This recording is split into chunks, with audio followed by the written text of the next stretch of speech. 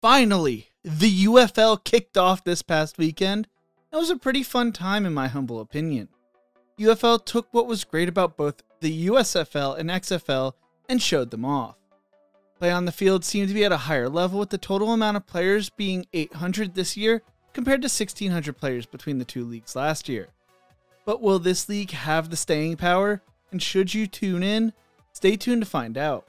But before we get into this, if you enjoy college football and spring league football content like this, make sure to leave a like and subscribe. Also, let me know who your favorite UFL team is, past or present, in the comment section below. The league kicked off their season with the champion versus champion game, with the USFL's back-to-back champion, the Birmingham Stallions, taking on the XFL champion, the Arlington Renegades, in Arlington.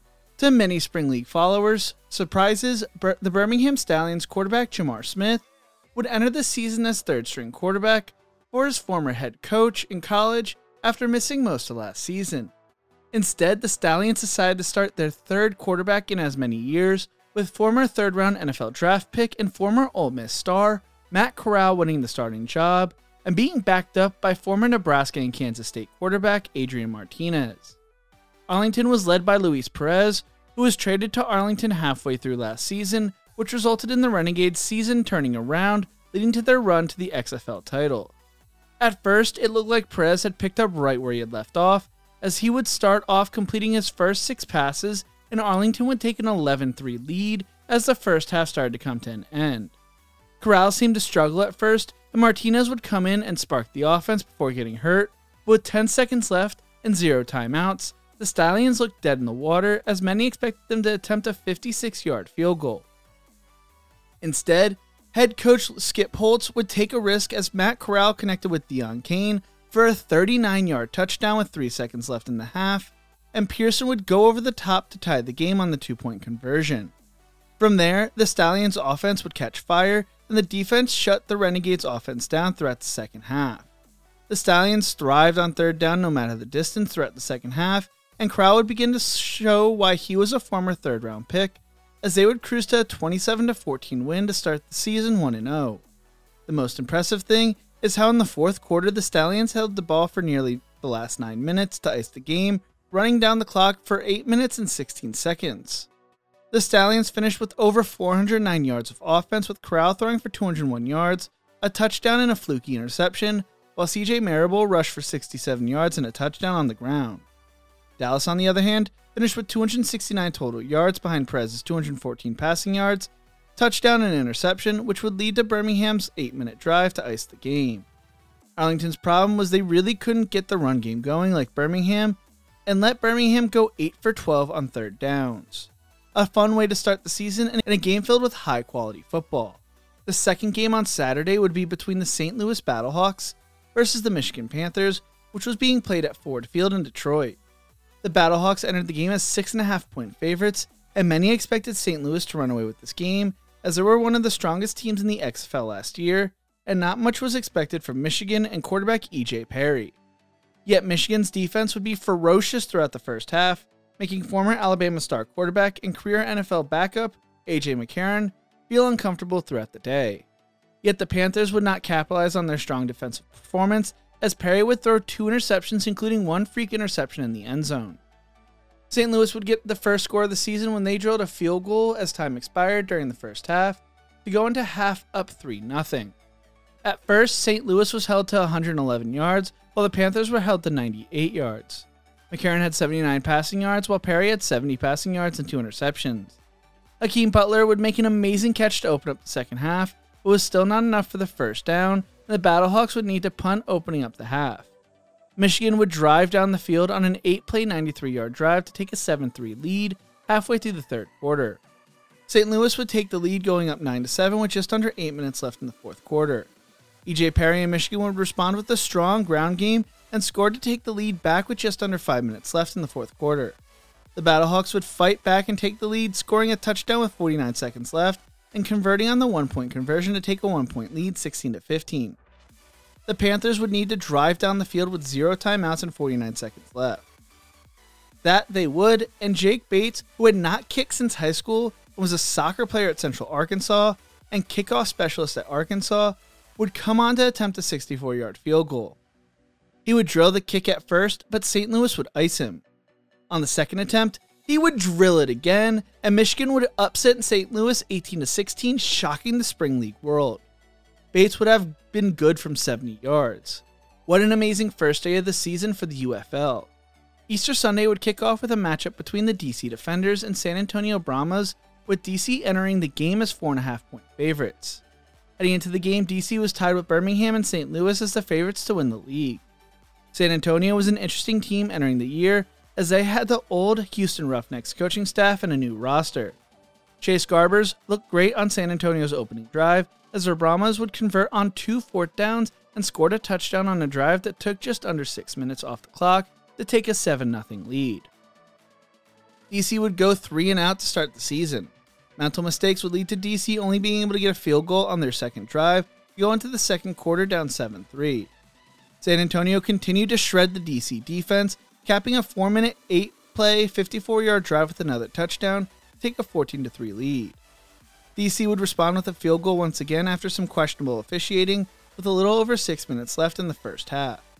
DC's defense then forced a huge turnover as San Antonio was once again shredding them through the pass game.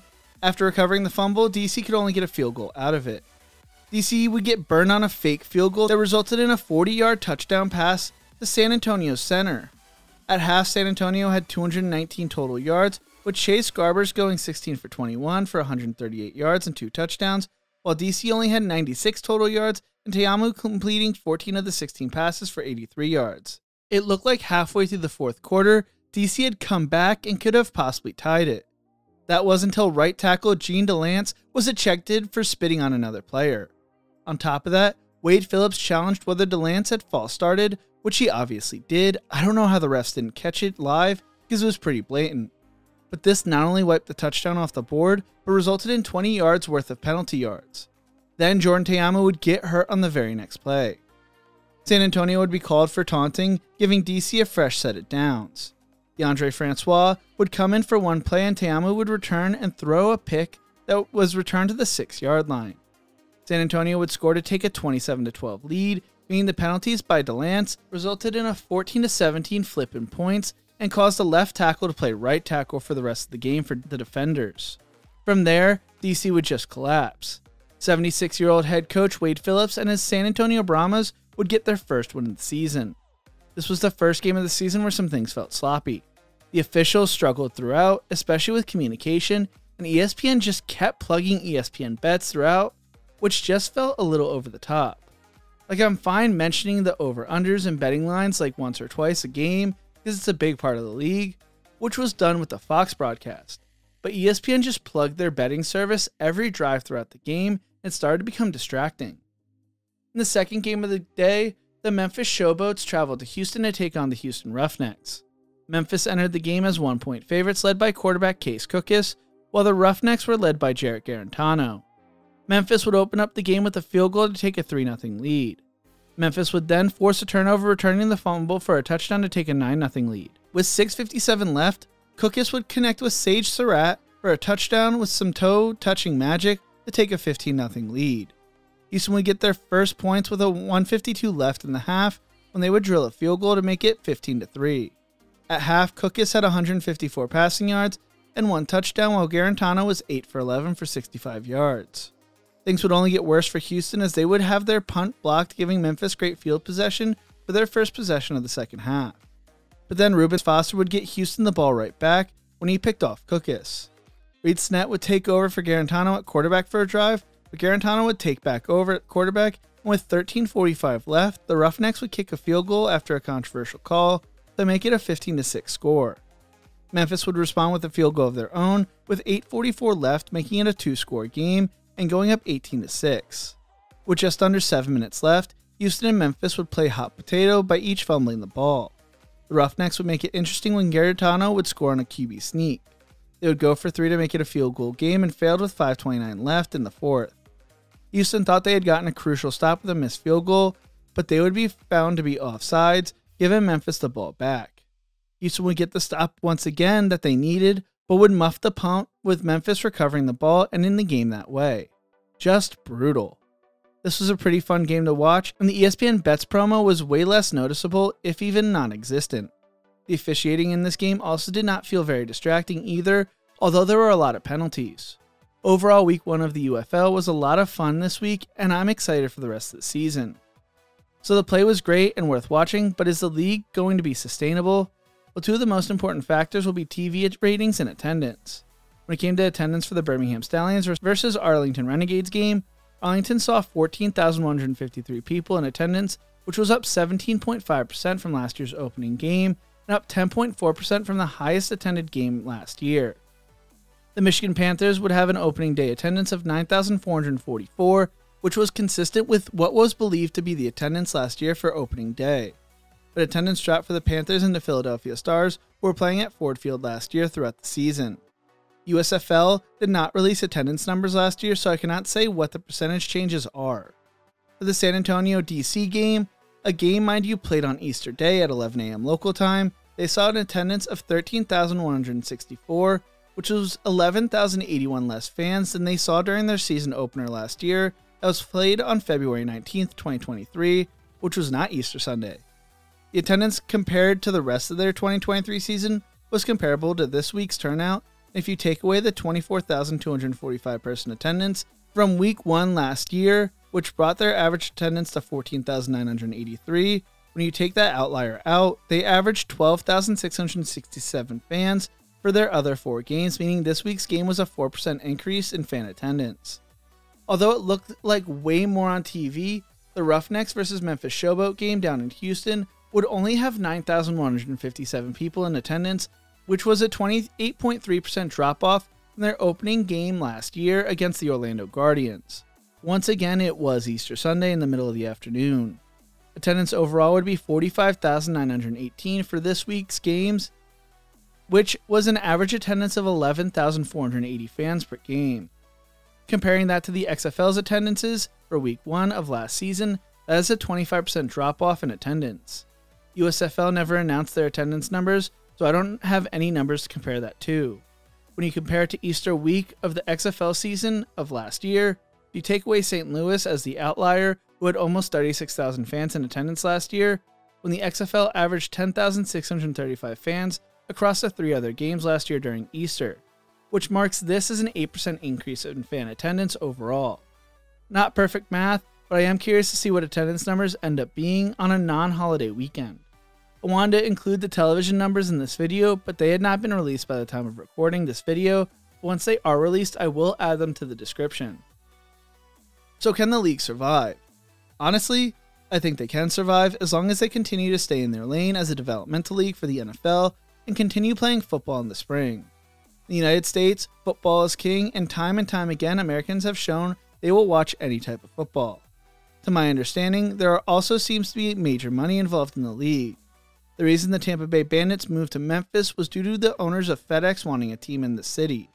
There's also some money reasons for the team in Michigan, although attendance has not been the strongest this week, and going back to last year.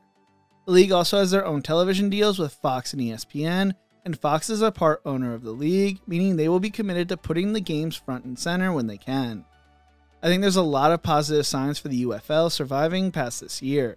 The USFL would have been going into year 3, and the XFL would have been going into year 2, which were positive signs.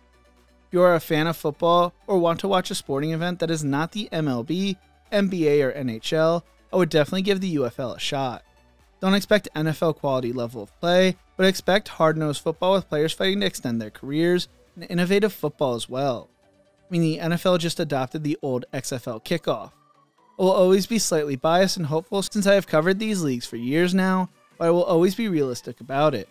Realistically, I believe it's fun football that everybody should give a chance before talking shit. What do you think?